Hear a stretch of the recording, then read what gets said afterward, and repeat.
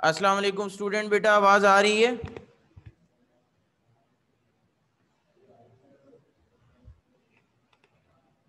वालेकुम सलाम। तो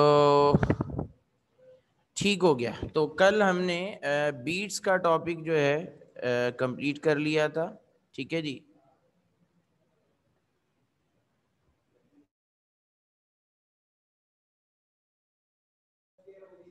अच्छा छोड़ दो, ये भी फंसा वही है।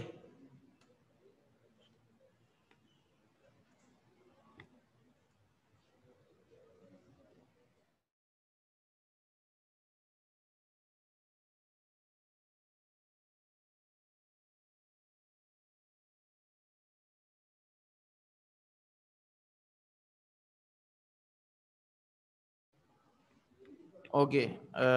तो कल हम लोगों ने बीट्स के टॉपिक की डेरिवेशन कर ली थी, बीट फ्रीक्वेंसी ड्राइव कर ली थी, राइट? यही काम किया था बेटा हमने कल क्लास वाइज, यही किया था बेटा कल। अच्छा जी। तो आज का हमारा काम ये है कि पहले हमने बीट्स के न्यूमेरिकल करने हैं, ठीक है जी, और उसके बाद हमने फिर इस चैप्टर का लास्ट टॉपिक करना है डॉपलर इफेक्ट। ठीक है जी। तो बीट के न्यूमेरिकल के अंदर न्यूमेरिकल नंबर ये जो है आपका 8, सबसे पहले इसको करेंगे।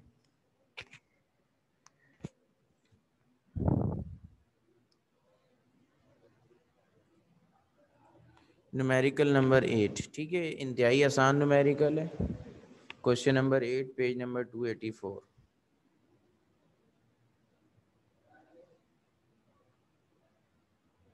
ठीक है जी। Question number 8, page number 284। कह रहे हैं कि 250 hertz tuning fork produce 4 beats per second. Beat frequency आपको दे दी है 4 बीट्स पर सेकेंड। ठीक है जी। When sounded with another fork of unknown frequency. ठीक है जी। तो एक फ्रीक्वेंसी आपको पता है 256 हर्ट्ज, और दूसरी फ्रीक्वेंसी आपको नहीं पता। अच्छा, ये बड़ा दिलचस्प सवाल है। ठीक है जी। 1 और 2 जो हमने नाम रखा है वो इस बेस पे रखा है कि जो हमें पता है उसका नाम 1 है, मतलब F1 है, और जो हमें नहीं पता उसका नाम F2 है। लेकिन हम ये नहीं कह सकते कि F1 जो है वो ही F2 से बड़ी है। ठीक है जी। समझ आ रही है बात की? ये भी तो हो सकता है कि F2 जो हो वो F1 से बड़ी हो। तो F2 को डिटरमाइन करने के लिए हमारे पास दो फार्मूले हैं, that is FB equal to F1 minus F2, ये भी इस्तेमाल करेंगे, और FB equal to F2 minus F1। ठीक है जी। सिर्फ नंबर तो फाइंड आउट करना है। ठीक है। तो ये भी तो हो सकता है ना कि F2 F1 से ज़्यादा हो। सही है जी। तो अगर F2 F1 से ज़्यादा है तो उस सूरत में जो बीट फ्रीक्वेंसी का फार्मूला है that is equal to F2 minus F1। ठीक है जी। और अगर F1 F2 से ज़्यादा है, ठीक है जी, जो हमें गिवन है, तो that is F1 minus F2 का फार्मूला यूज़ हो जाएगा। तो बीट फ्रीक्वेंसी की जगह उसकी वैल्यू 4, F1 आया 256 माइनस F2, माइनस F2 इधर आके प्लस हो गया, प्लस का 4 उधर जाके माइनस हो गया, तो ये आपके पास आ गया 252 हर्ट्स। ठीक है जी। सिमिलरली इस तरफ आए तो FB 4 है, F2 आपको फाइंड आउट करना है, और F1 है 256। ये माइनस की वैल्यू दूसरी तरफ जाके प्लस हो जाएगी, तो ये हो जाएगा F2 इक्वल टू 4 प्लस 256, यानी 260 हर्ट्स। तो आप देखें ये दोनों आंसर आपको दिए हुए हैं किताब के अंदर। कोई परेशानी किसी को तो बता दे, ये सवाल हमारा मुकम्मल हो गया। कोई बात किसी को समझ नहीं आई हो तो पूछ सकता है, ये क्वेश्चन हमारा मुकम्मल हो गया बेटा।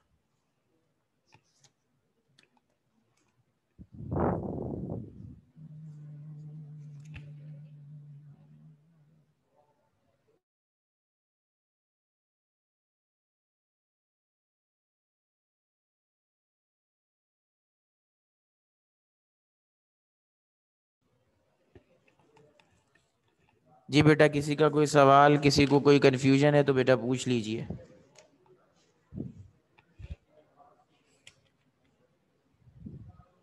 किसी का कोई सवाल है बेटा तो पूछ लीजिए।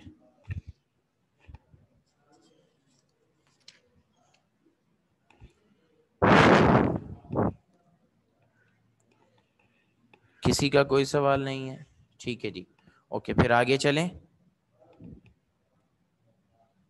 जी जवेरिया बेटा, जब भी आपको मतलब इस तरह का सवाल मिलेगा तो ये दोनों पॉसिबल वैल्यूज हो सकती हैं, क्योंकि बीट फ्रीक्वेंसी क्या है कि different between two frequencies. Beats actually है क्या? The difference between two frequencies.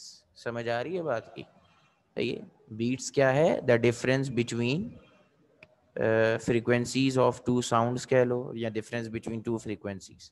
सही है। तो 260 माइनस 256 करें तब भी 4 आंसर आएगा, और 256 में तो 252 निकालें तब भी 4 ही आंसर आएगा। बात समझ में आ रही है जवेरिया? बात क्लियर हो गई बेटा?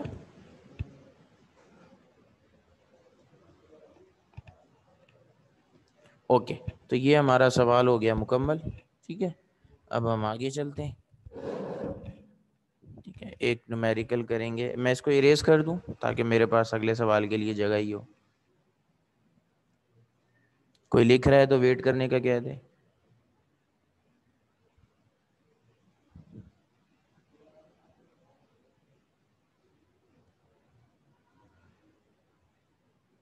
तहलील, इशा, इशा जल्दी करो मेरा बेटा।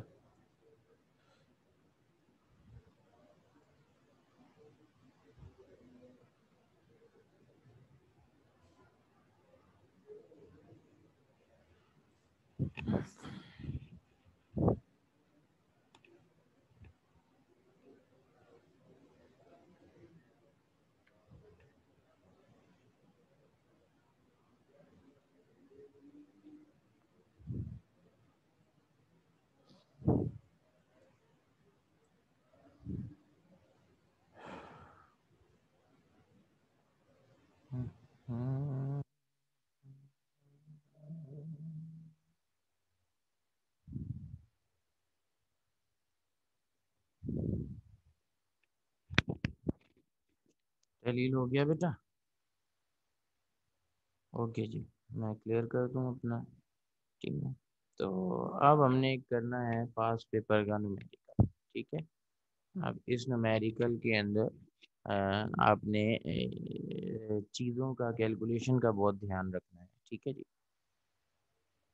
सही है। इस न्यूमेरिकल के अंदर आपने कैलकुलेशंस। ईशा, आपने नहीं लिखा था बेटा?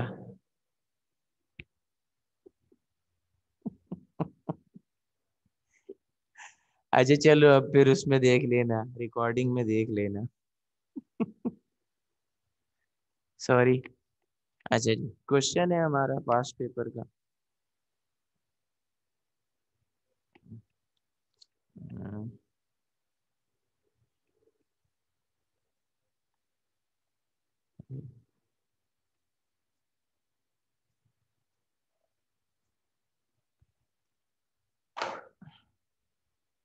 5 पेपर का क्वेश्चन है। ठीक है जी, बहुत मशहूर सवाल है। तो ये मैंने अपने नोट्स में भी ये दिया हुआ है। ठीक है जी, आपको 10 ईयर में भी मिल जाएगा। तो क्वेश्चन हमारा है,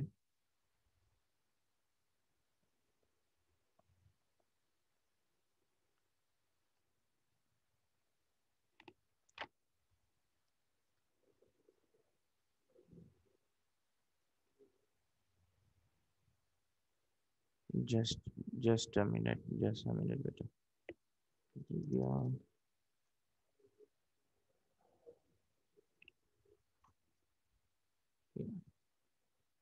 1992 में आया है, और बाद में भी आया है। मेरे पास ईयर 1992 मौजूद है।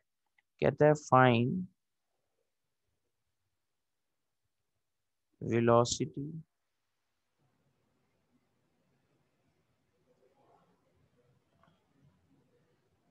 Find velocity of sound in a gas. Find velocity of sound in a gas in which two waves of wavelength 0.80 meter and 0.81 meter produced 5 beats per second. ठीक है जी, ये हमारा सवाल है बेटा. Find velocity of sound in a gas in which two waves of wavelength 0.80 meter and 0.81 meter produce 5 beats per second.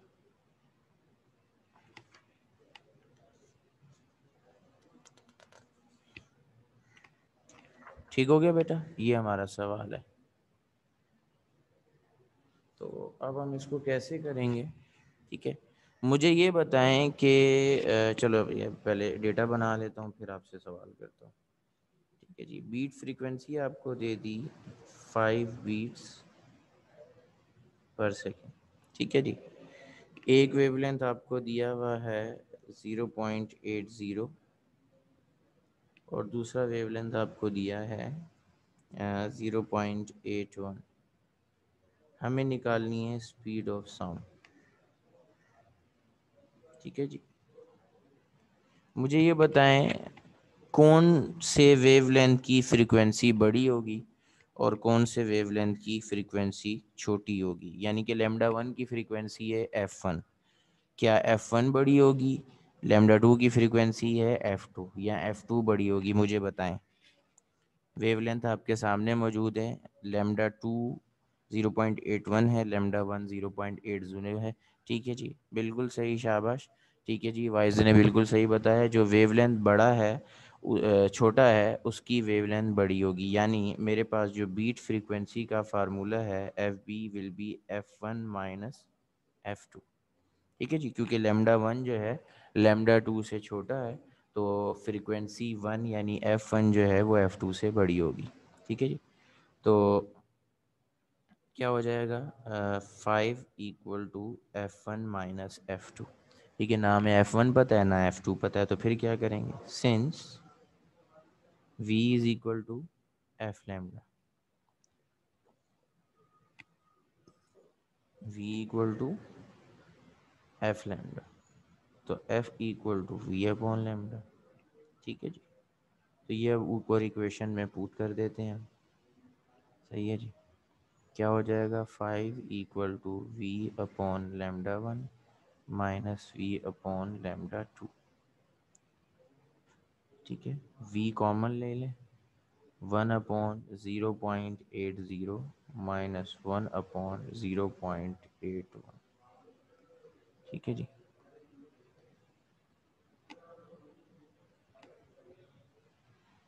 v हमने calculate करना है.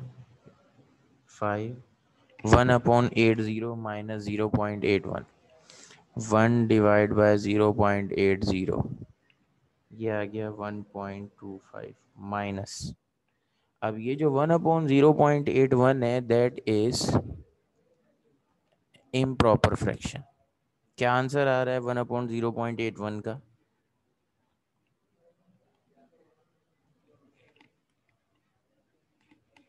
क्या आंसर आ रहा है 1 अपॉन 0.81 का?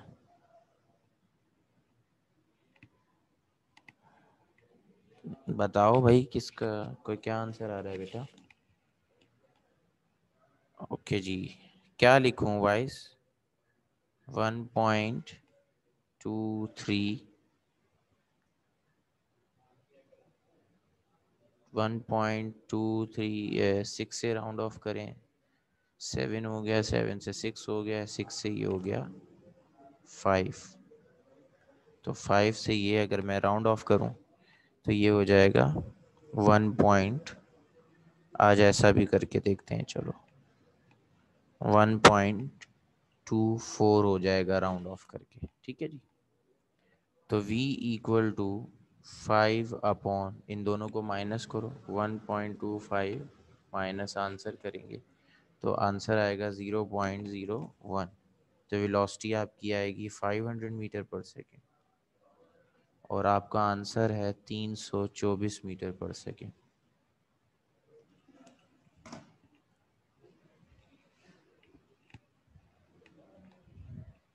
हमजा ने लिख के दिया है 1.23। चलो 1.23 लिख के करता हूँ। अब 1.23 लिखोगे तो यह आएगा 0.02। तो आपका आंसर आएगा 250 मीटर पर सेकेंड। अगेन वो आंसर नहीं आ रहा, अब क्या करूं?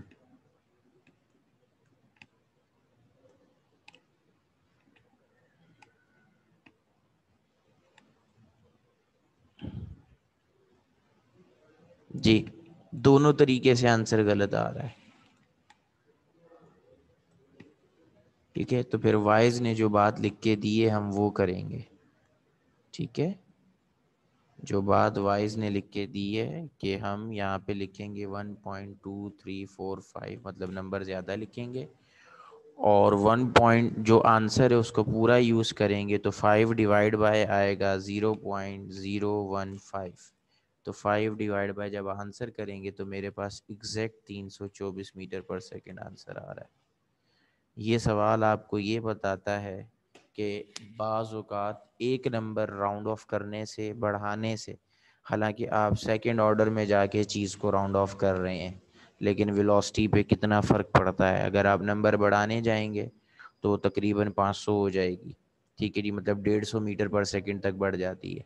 और अगर आप उसे कम करने जाएंगे तो वो 250 हो जाएगी, मतलब 70 टू 80 मीटर पर सेकंड का डिफरेंस आ जाएगा। तो कैलकुलेशन के वक्त ये जो नए कैलकुलेटर हैं इसके अंदर आपको पूरा आंसर यूज़ करना है। आप लिखें बेशक 3-4 डिजिट ही, लेकिन इस आंसर को, क्योंकि ये इम्प्रॉपर फ्रैक्शन है, ठीक है, मतलब 1 डिवाइड बाय 0.81 ये कंटिन्यूस आंसर है। ठीक है जी, इम्प्रॉपर फ्रैक्शन है, सही है, प्रॉपर फ्रैक्शन नहीं है।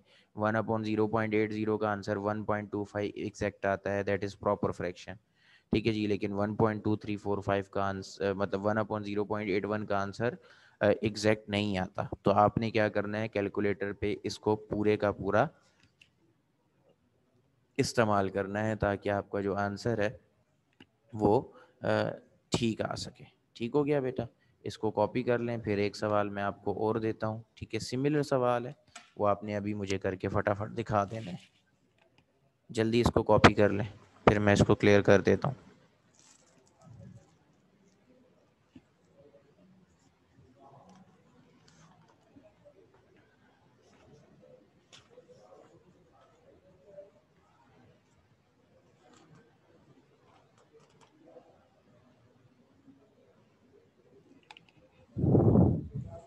स्लाइड शो नहीं हो रही, और किसी को ये मसला हो रहा है बेटा? मैं दोबारा शो कर देता हूँ।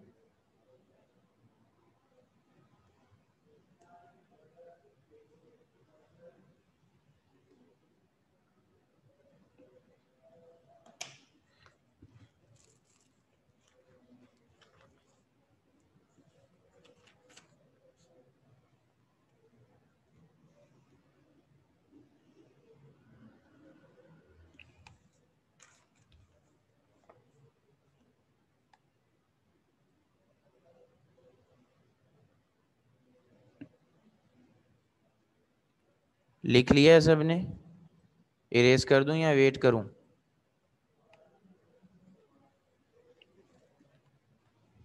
ईशा लिख लिया है बेटा आपने?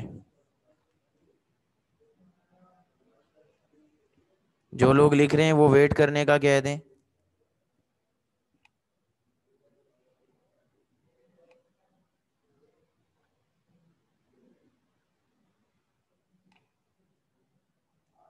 जो लोग लिख रहे हैं वो वेट करने का कह दें।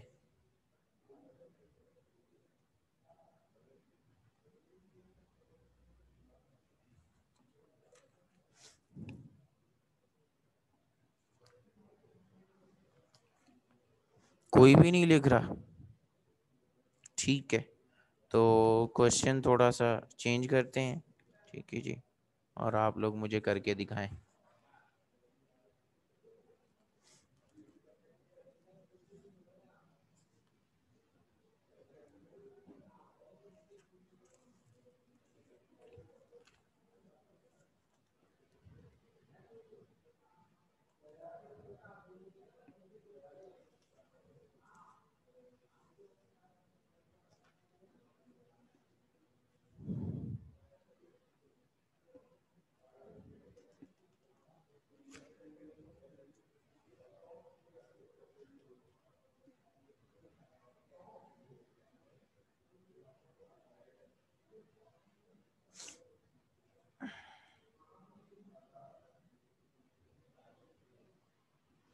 ओके, ये सवाल मुझे मिल गया है जो परसों हमने साउंड वाला किया था।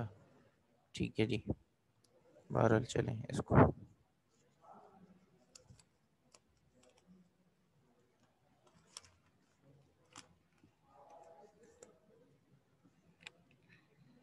अच्छा जी, सवाल बिल्कुल सेम है। ठीक है जी, जो आप लोगों ने करना है उसमें जो चीज़ चेंज करने वाली है that is number of beats. ठीक है जी, 4 बीट्स पर सेकेंड। ठीक है जी, क्या चीज़ हो चेंज होगी? नंबर ऑफ बीट्स चेंज हो जाएंगी, वेवलेंथ सेम है। कैलकुलेट करके बताएं आंसर कितना आ रहा है जल्दी से।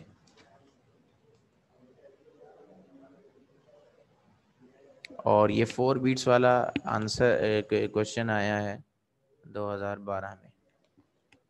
ठीक है, जल्दी से इसको कैलकुलेट करके बता दें।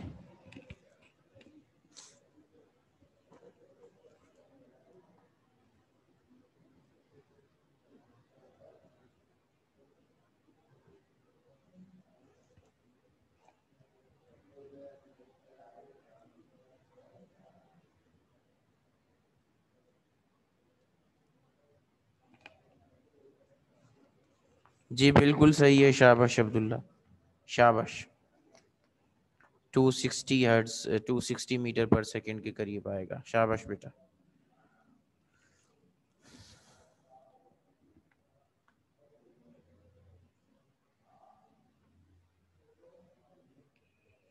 Okay, that is end of the topic. ठीक है जी, हम नया टॉपिक शुरू करते हैं अपना। ठीक है, दैट इज डॉपलर इफेक्ट। ये जो नया टॉपिक है हमारा और चैप्टर का लास्ट टॉपिक है जो मैंने पढ़ाना है आपको, दैट इज डॉपलर इफेक्ट।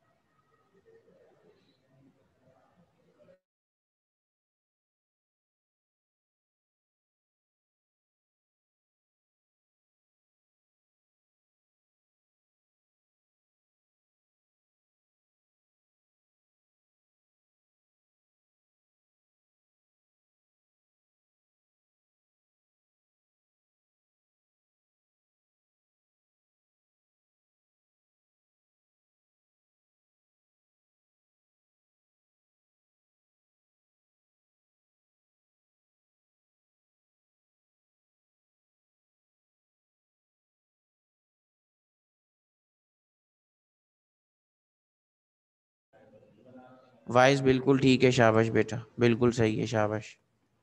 ठीक है, तो अब हमारा नया टॉपिक शुरू होता है और प्रोबेबली लास्ट टॉपिक होगा इस चैप्टर का।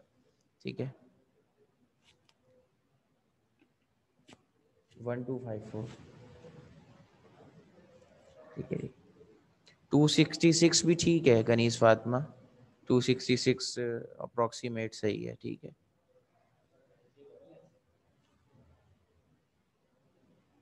एरर दे रहा है, देख। 1254 या 1245 है, ऐसे कुछ है। हमजा नहीं, नहीं ठीक है हमजा, ठीक है, 258 भी सही है, चलेगा।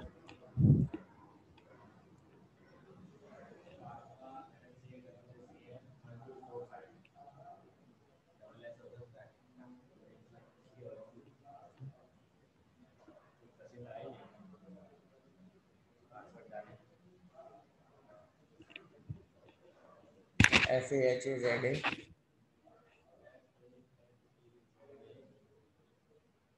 141684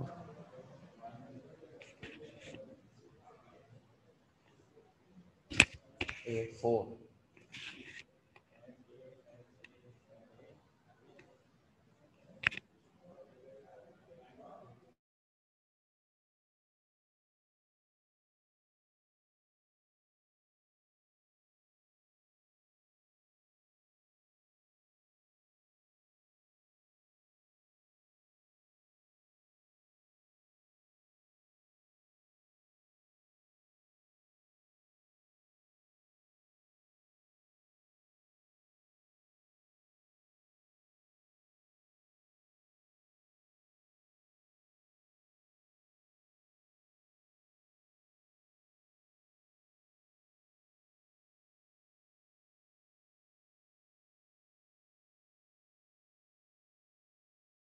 जी बेटा, रेडी हैं सब लोग? Doppler effect.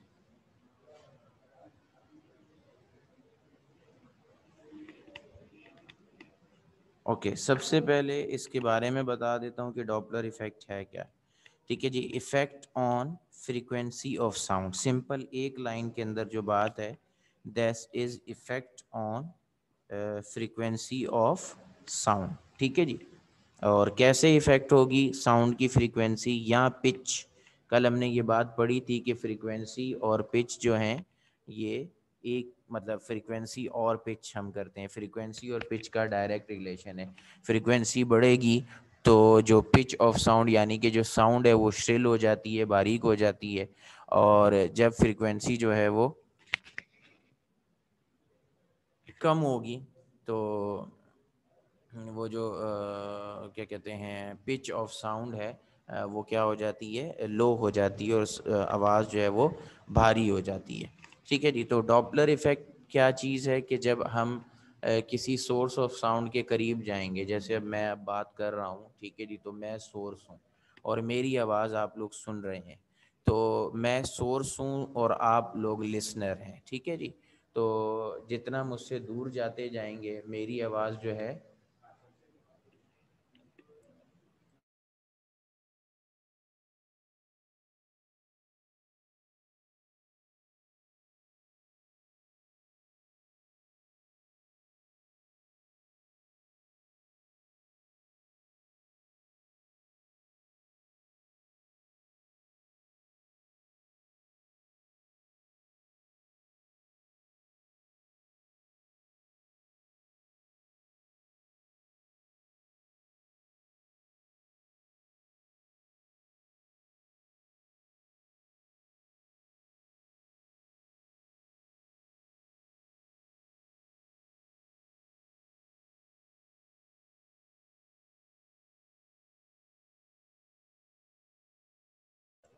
ओके बेटा,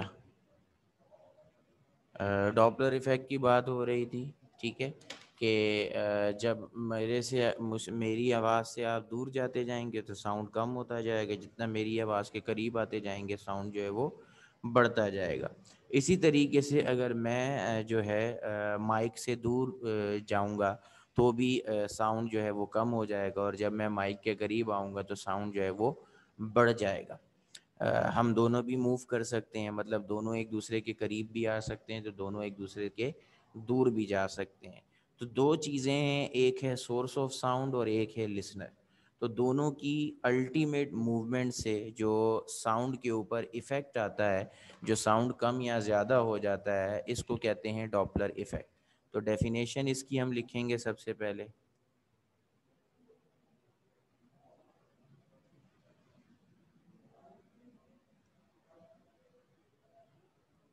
ठीक है जी। The change in pitch of sound waves, the change in pitch या frequency ज़्यादा बेहतर लफ्ज़ है, the change in frequency of sound waves caused by relative motion of source or listener और बोथ। सोर्स मूव करे, लिसनर मूव करे या दोनों मूव करें तो ये क्या कहलाएगा,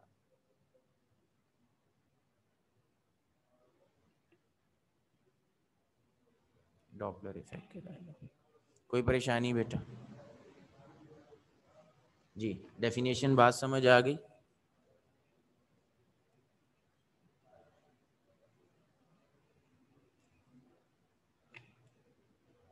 ठीक है जी। एक दूसरी बात और करके डेफिनेशन एक और लिखना चाहेंगे तो ठीक है जी। व्हेन अ सोर्स और लिसनर और both are in motion relative to each other. When a source or sound or both are in motion relative to each other, the frequency and hence pitch of sound is affected. ठीक है जी. This phenomena is known as Doppler effect.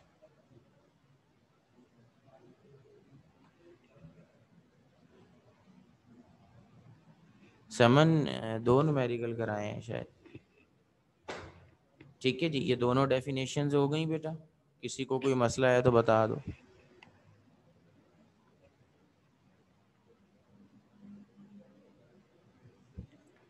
जी बच्चे, किसी को कोई problem है तो बता दें. ये लिख लिया सबने?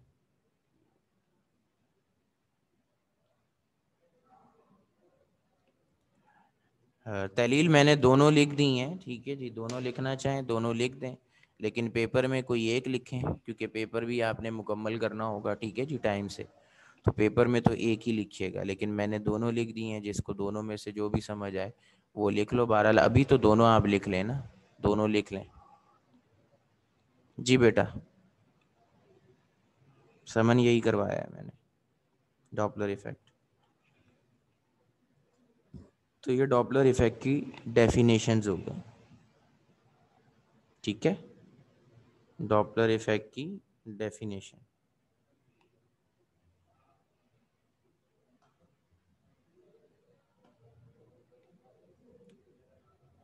वाइस जल्दी करें, बाकी लोग भी. रामीन जल्दी करो बेटा. ओके, तो रामीन लिख लिया बच्चे? वाइस ने तो लिख लिया है.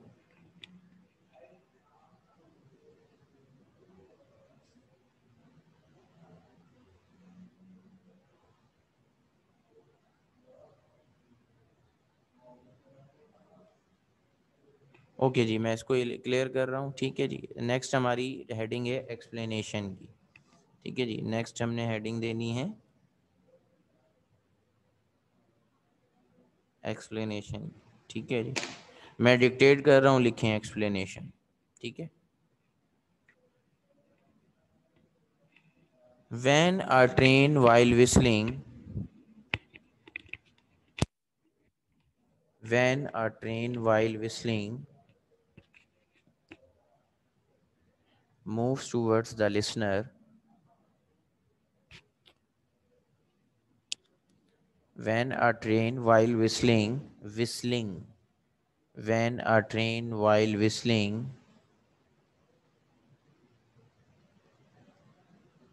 moves towards the listener, the pitch of sound increases. The pitch of sound increases. Sound जो है वो तेज हो जाती है. The pitch of sound increases. When a train while whistling moves towards the listener, the pitch of sound increases. And when the train moves away from the listener, and when the train moves away from the listener,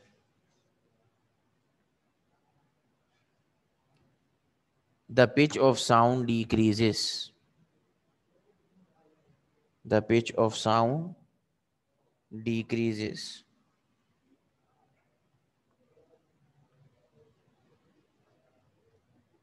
Similarly,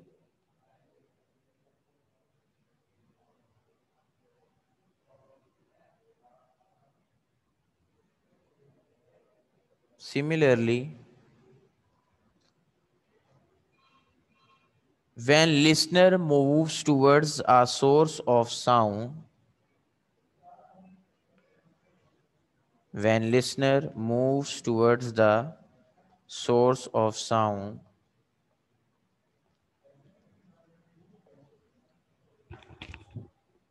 the pitch of sound increases.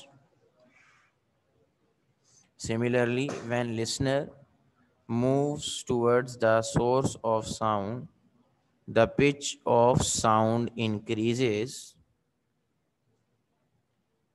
and when it moves away, and when it moves away from the source, and when it moves away from the source, the pitch of sound decreases.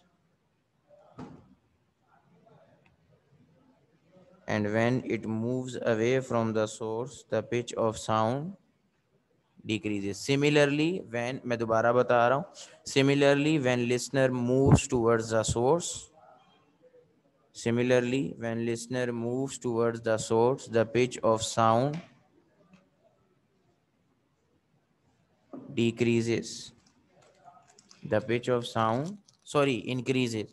When listener moves towards the source, the pitch of sound increases. Mohammad Abdullah, मैंने last page clear कर दिया है बेटा, कहाँ से show करूं? Similarly, when listener moves towards the source, the pitch of sound increases, and when it moves away, and when it moves away from the source, the pitch of sound decreases.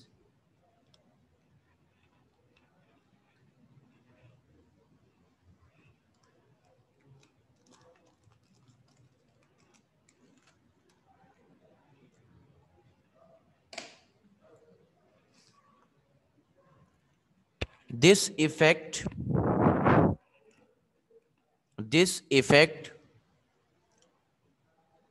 on pitch of sound waves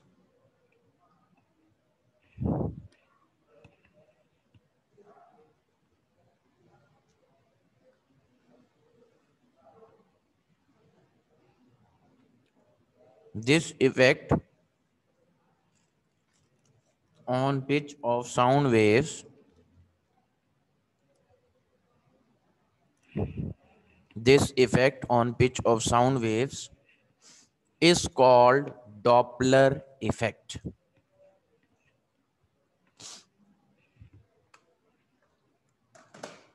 This effect on pitch of sound waves is called Doppler effect. तो ये हो गई explanation.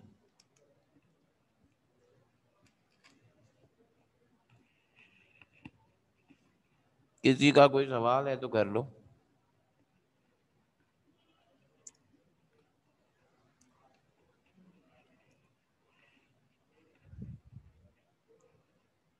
मैं पूरा repeat कर रहा हूं. Similarly से when listener moves towards the source of sound, the pitch of sound increases, and when it moves away from the source, the pitch of sound decreases. This effect on pitch of sound is called Doppler effect.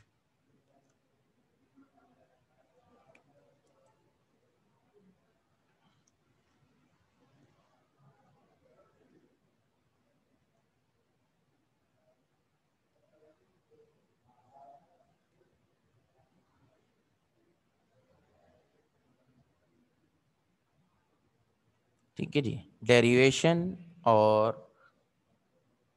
पहला case उसका part A. ठीक है जी. 3 case हैं, तीनों के 2 part हैं, A B और A B, और कोई भी 2 आपसे पूछे जा सकते हैं. ठीक है जी. 6 केस हैं, समझ आ गई बात की? सॉरी, 3 केस हैं, तीनों के 2-2 पार्ट हैं।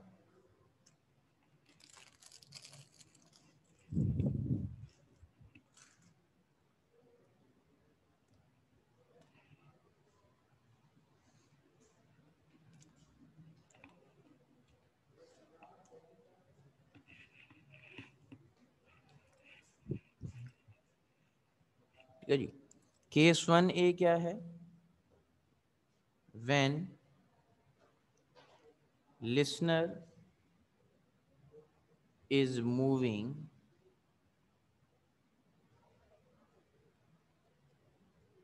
towards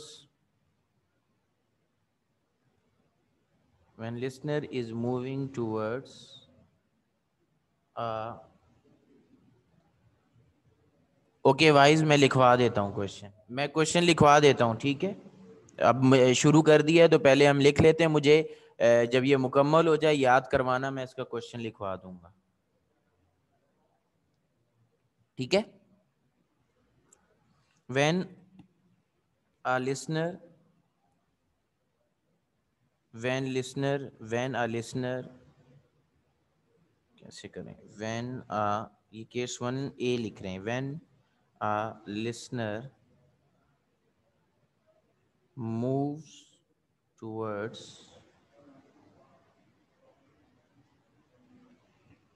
moves फिर सर रिकनेक्ट कर लो। when a listener moves towards a stationary, नहीं सॉरी, ऐसे नहीं होगा, ये गलत हो गया। डेरिवेशन में केस 1 से पहले भी कुछ है, सॉरी भाई, गलती हो गई। ठीक है जी, सबसे पहले हम स्टेशनरी लिसनर और स्टेशनरी साउंड का वेवलेंथ, स्पीड और फ्रीक्वेंसी निकालेंगे। ठीक है जी, डेरिवेशन में जो सबसे पहले हमने काम करना है, ठीक है, वो क्या करना है कि जब लिसनर भी स्टेशनरी है और सोर्स ऑफ साउंड भी स्टेशनरी है, दोनों में से कोई भी मूव नहीं कर रहा, तो स्पीड ऑफ साउंड क्या होगी, फ्रीक्वेंसी ऑफ साउंड क्या होगी और वेवलेंथ क्या होगा, पहले तो ये बताना है, फिर चेंज की बात करेंगे। तो डेरिवेशन में सबसे पहले क्या होगा? Consider a stationary source of sound. ठीक है जी, consider a stationary source of sound emitting sound of frequency। अच्छा, आपकी बुक के अंदर फ्रीक्वेंसी के लिए एफ नहीं है बल्कि न्यू है, ठीक है जी, स्टाइलिश सा भी। Emitting sound of frequency new with speed v।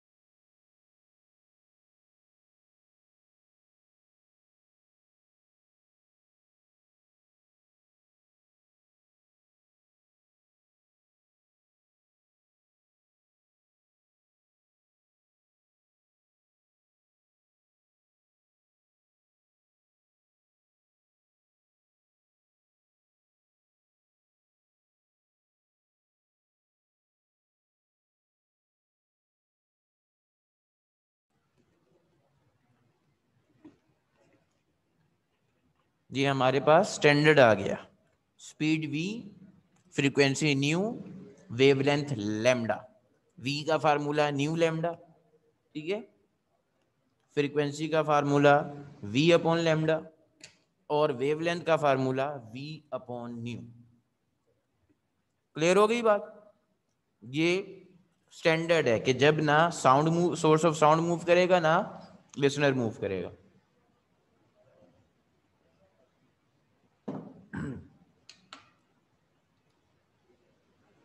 Clear हो गया बेटा?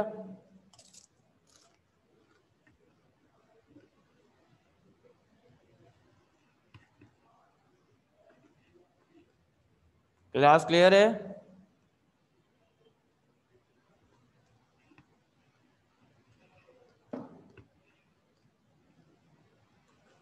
जल्दी बताएं, मैं कोई लिख रहा है तो मुझे बता दो, मैं इसको क्लियर करूंगा।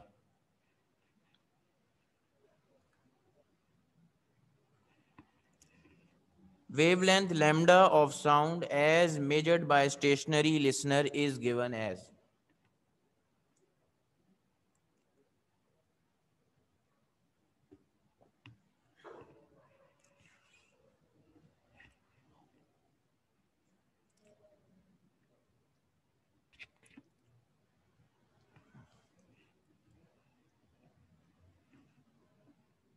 जी बेटा लिख लिया सबने? कोई लिख रहा है तो मुझे वेट करने का कह दे।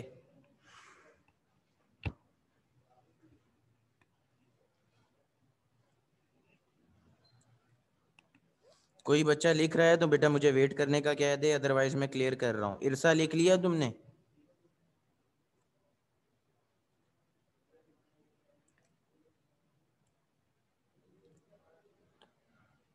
ईशा लिख लिया बेटा? भाई कोई आदमी लिख रहा है तो वेट करने का कह दो, फिर बाद में गिला नहीं करना, मैं ये वो कर रहा हूँ, हटा रहा हूँ, क्लियर कर रहा हूँ। ओके जी, तो अब हम आएंगे केस 1 पे, ठीक है जी।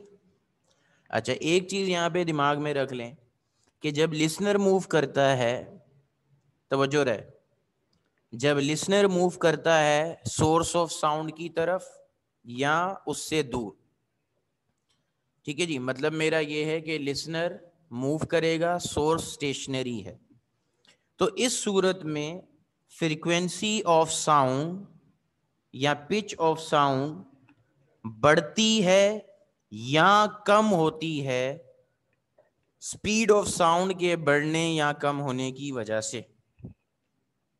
मैं दोबारा अपनी बात रिपीट करता हूं, ठीक है जी, कि जब लिसनर मूव करेगा और सोर्स जो है वो स्टेशनरी है, तो फ्रीक्वेंसी या पिच ऑफ साउंड जो है वो इंक्रीज होती है या डिक्रीज होती है स्पीड ऑफ साउंड इंक्रीज होने या डिक्रीज होने की वजह से, ठीक है जी। और जब सोर्स मूव करेगा लिसनर की तरफ, लिसनर स्टेशनरी है और सोर्स मूव कर रहा है, ठीक है जी, तो सोर्स के मूव करने से जब वो लिसनर के करीब जाएगा तो पिच या फ्रीक्वेंसी बढ़ेगी, और वो बढ़ेगी वेवलेंथ कम होने की वजह से, ठीक है जी। सोर्स जो है वो लिसनर के करीब जाएगा, फ्रीक्वेंसी और पिच ऑफ साउंड बढ़ेगी, लेकिन साउंड का जो वेवलेंथ है वो कम हो जाएगा, ठीक है जी। और जब वो दूर जाएगा, सोर्स लिसनर से दूर जाएगा, फ्रीक्वेंसी पिच ऑफ साउंड जो है वो डिक्रीज होगी, वेवलेंथ में इंक्रीज आएगा इस वजह से। क्लियर है सबको ये बात? किसी को कोई कंफ्यूजन है तो सवाल कर लो। अब मैं केस 1 लिखने लगा हूं, केस 1A, ठीक है जी। When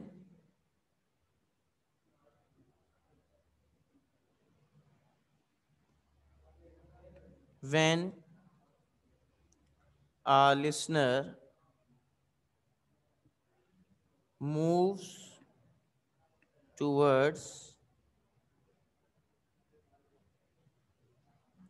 when a listener moves towards a stationary source of sound. Stationary का मतलब जो मूव नहीं कर रहा. When a listener moves toward, when a listener is moving कर देते हैं. When a listener is moving towards a stationary source of sound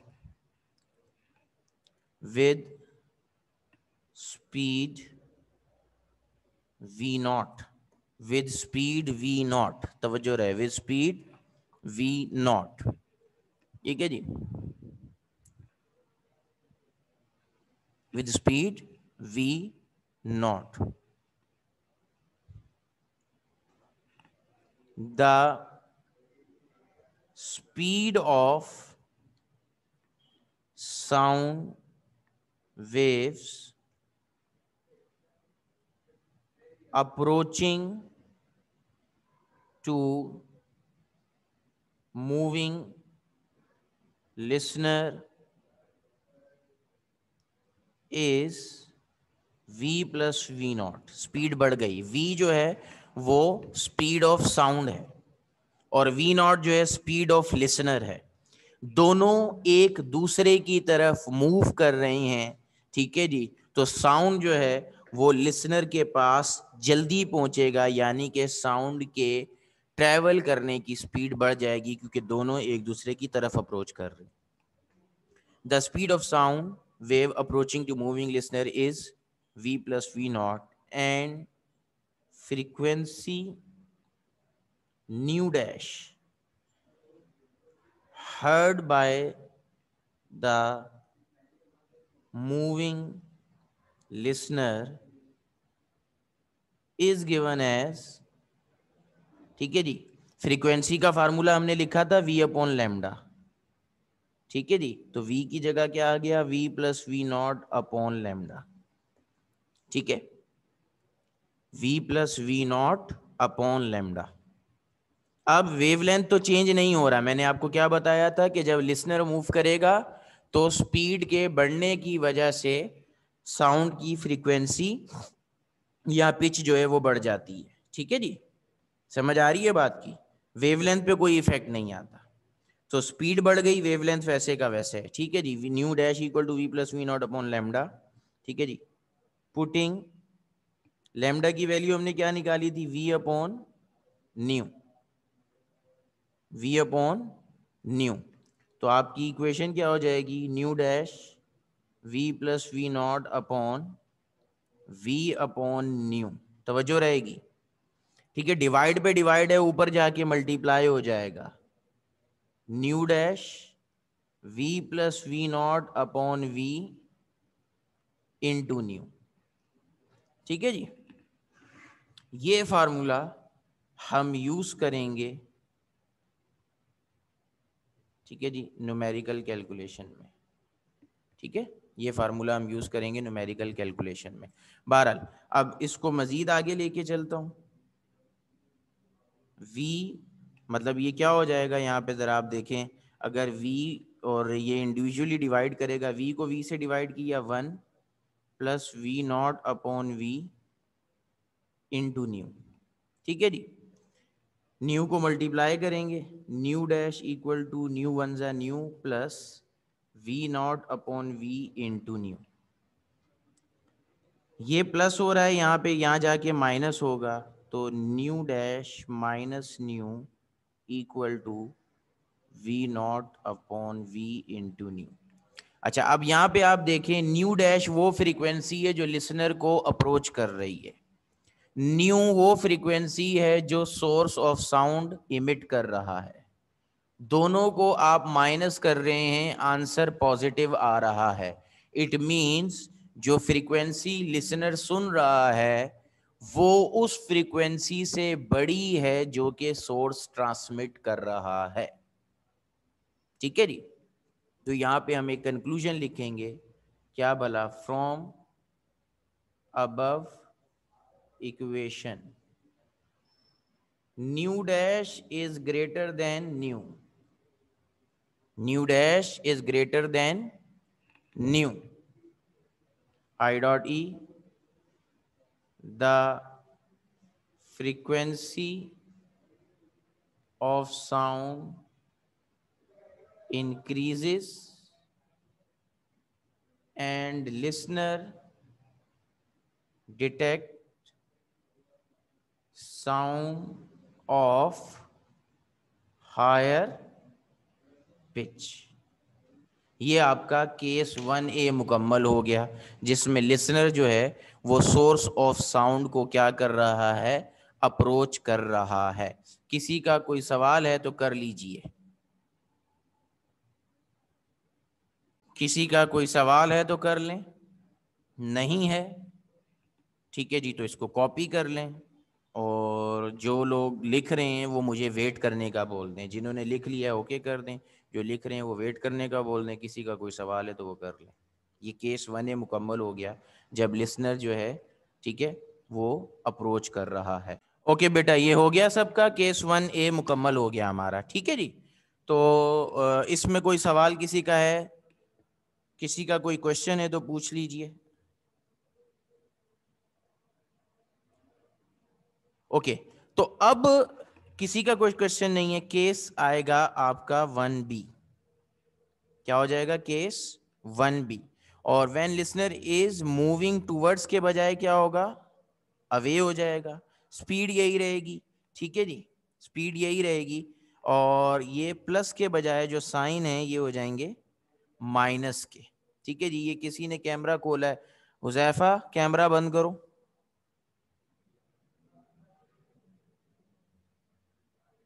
camera बंद करो हुजैफा बेटा।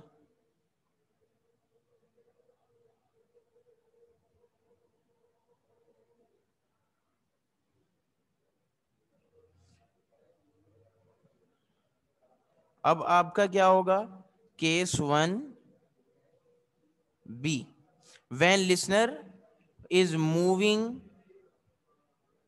Away from stationary source of sound with speed v0, the speed of sound wave approaches to moving listener is v minus v0, and frequency nu dash heard by the moving listener is given by nu dash equal to v minus v0 upon lambda। Lambda की value वही है, ठीक है जी। फिर यहाँ पे आ जाएगा v minus V not upon we upon nu, फिर नीचे भी प्लस के बजाय माइनस का साइन आ गया, उससे नीचे भी प्लस के बजाय माइनस का साइन आ गया, यहाँ भी माइनस का साइन आया और यहाँ भी माइनस का साइन आ गया। अब आप देखो कि जो हमारा फाइनल आंसर है, जैसा मैंने आपको बताया, वो नेगेटिव आ रहा है। वो क्या आ रहा है, माइनस में आ रहा है, ठीक है जी, सही है जी। तो इसका मतलब कि from the above equation new dash is less than new, जो फ्रीक्वेंसी लिसनर सुन रहा है दैट इज न्यू डैश, वो जो फ्रीक्वेंसी ट्रांसमिट हो रही है उससे कम है, क्योंकि लिसनर दूर जा रहा है। The frequency of sound decreases and listener detects sound of lower pitch। ये आपका 1B भी मुकम्मल हो गया। प्लस के बजाय माइनस का साइन आ जाएगा, ठीक है जी, और ग्रेटर के बजाय लेस देन आ जाएगा, और इंक्रीज के बजाय डिक्रीज, और साउंड ऑफ हायर पिच लिखा था तो साउंड ऑफ लोअर पिच हो जाएगा। ये हमारा सवाल जो है मुकम्मल हो गया, यहां तक केस 1 मुकम्मल हो गया। इसको मुकम्मल कर लीजिए, जल्दी से लिख लीजिए सब के सब।